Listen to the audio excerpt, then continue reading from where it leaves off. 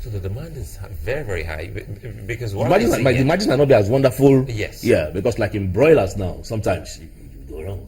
Because, Mr. Okopi, allow me to come in here. Okay. I realize that we've talked about the problems, the challenges, the risk that can even scare some people who are thinking of coming into the business. Like you.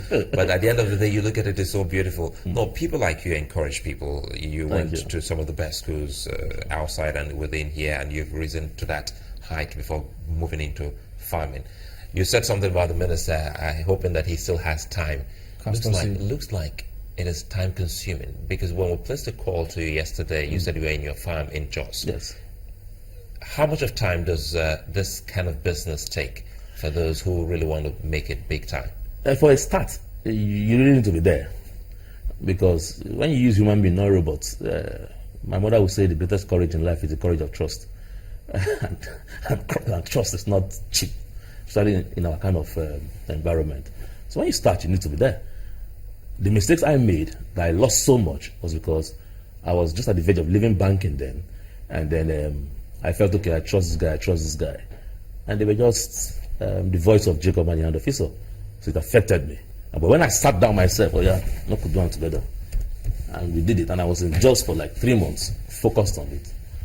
Everybody knows that. As a farmer, you know what to expect. For example, if you're a poultry farmer, if you're into layers, you know what to expect daily, minimum. We just saw the president talking about Nigeria being food sufficient. Do you think with the farmers that we have presently, we can achieve that and even help other neighboring African countries? I doubt. We don't have enough farmers now. We don't have enough farmers. We don't have. The demand is crazy. A friend of mine, he brings Gary from Cote d'Ivoire. Gary? Yes. And he says it's Gary in Lagos.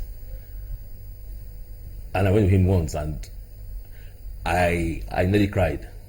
He has the farm in Cote d'Ivoire. He doesn't have a farm in Cote d'Ivoire. There are people who farm, and they make Gary, and he buys Gary from them and brings to Lagos. I even thought that it was the crudos type that will take our cassava. No, it's so funny that one of the customers he buys from had to force one of his daughters to come and school in Lagos, so she could understand our modus operandi. Cote d'Ivoire. Yeah. Have you ever eaten in Ghana High? Have you ever gone to any local buka to eat? Have you ever bothered to ask those women, Madam, how many goats did they kill every day? How many bag of rice did they open every day? You'll be shocked what they will tell you. And some of those women, you'll be shocked that their children are even abroad.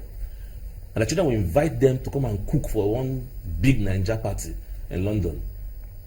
So now many won't begrudge me when No. I say I want to go to the Agboje Disala to make some inquiries. No, now you understand why I'm doing that. Yeah, you'll be fine. But let's further help the PowerPoint and Google farmers now. Now, if you have a plot of land, what kind of product or crop do you think they can start up with? And can they even do with a plot of land to start with? Yeah, like they say in Warri, now from class to the take dance. You can't just, don't make the mistakes I made. I went into farming, bought 5 hectares of land, wait on day.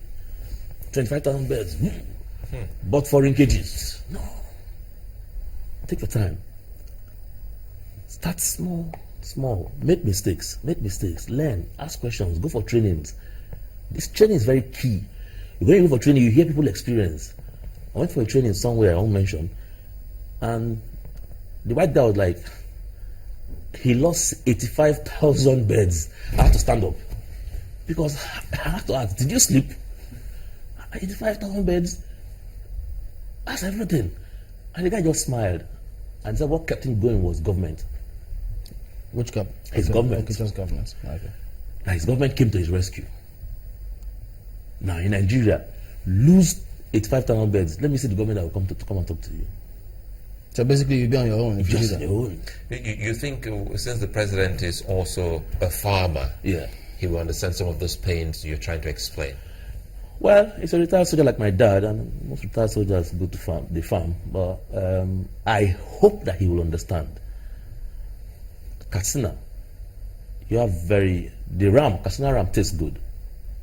Katsina ram. Different from Lagos ram. They're like tomato, just tomato tastes better than your tomato. Is it true about all this taste Yeah. and where they come from? Why do you think people call their wives my tomato juice? Well, Now, that listen, is- sorry. Don't put that in that genderized bill. Don't put it there. I'm just wondering, though, what do I'm you not answering the think? question, sorry, but after What do you think that government should be doing? Because you've talked about how government doesn't come to farmers' rescue, and for some people who do get burnt at their first attempt, they don't want to try it again. Yeah, then they go to oil and gas. So what do you think that government should be doing to encourage a lot more people, especially young people, to look into farming? Before I answer your own, let me answer his own list. A plot of land, you can do, for example, just do ugu. Okay. You can't, if you're harvesting your ugu on that one plot of land, the staffs you have in this station, you won't be able to meet up the demand for it. I can take a bet on that. And your ROI will be good. I don't want to mention that on television, but we can talk about that later. Now, for government, whether we like it or not, farmers need encouragement. Whether we like it or not, government need to start creating cells and tissues of clusters of farmers to discuss. Not all those ones they come and do in Abuja and drink tea and go. No. They need to delegate people. The minister needs to realize that as a farmer, other people are going through some basics. He made losses also he made losses. Of course, that I know. I'm from Benue State, and luckily he's from my state, so I know his farms. I know what he's gone through also. So in my opinion, I would think that, okay, create clusters of farmers, discuss with them, create room for where you can grant them facilities, where their land can be security. But banks want to bring properties. Not everybody is privileged to have a property. You understand? The bank will give you a long scroll of conditional precedent to draw down. How many farmers can achieve that? The lands are there.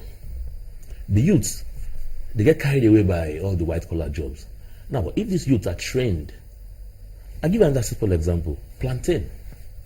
On BBC, like 4 months ago, I was listening where the British people were saying that their children are lacking iron now, and that they want to start thinking about using plantain flour as additives for their what do you call it, all the things, all the FMCGs they eat, all the chocolates and the rest. And they said the plantain from West Africa, it's a very good plantain. And I sat down and I kept quiet. How many people are processing plantain?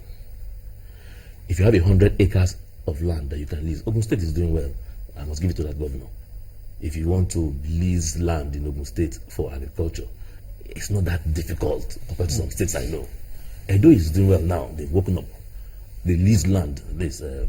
I belong to a partnership now of 2-3 friends who came together and said, okay, let's lease land and then farm plantain in Edo State. Now, it's cheap in Edo State. To lease a land for agriculture is 5,000 naira per acre. Do you get people who want to work the farms? Yes. The labor is willing? Yes. It's not like the proverbial laborer is few and harvest is plenty. No. All right, Solomon Okopi is the CEO of Rizek Farms Limited. We thank you very much indeed for coming.